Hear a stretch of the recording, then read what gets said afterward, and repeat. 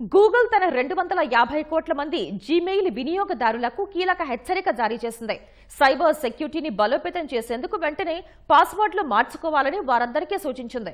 అలాగే 2 step verification తప్పనిసరి అని తెలిపింది. హ్యాకింగ్ ప్రయత్నాలు గణనీయంగా పెరగడంతో ఈ హెచ్చరిక చేసినట్లు గూగుల్ తెలిపింది.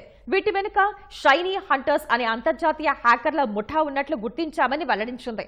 2020 నుంచి క్రియాశీలకంగా ఉన్న ఈ గ్రూప్నకు ఇప్పటికే AT&T, Microsoft, Santander, ticket master వంటి సంస్థల డేటా లీక్ కేసులో ప్రమేయం ఉంది.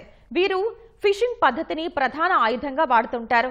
నకిలీ మెయిళ్లు పంపి యూజర్లను వేరే లాగిన్ పేజీలోకి మళ్లించడం, సెక్యూరిటీ కోడ్లు సహా కీలక సమాచారాన్ని దోచుకుంటారు. అటు బ్యాంకింగ్, షాపింగ్, సోషల్ మీడియా అకౌంట్ల వంటి అన్ని ప్రధాన ఆన్లైన్ సర్వీసుల్లోనూ 2 స్టెప్ వెరిఫికేషన్ ను ఎనేబుల్ చేసుకోవాలని సైబర్ నిపుణులు చెబుతున్నారు.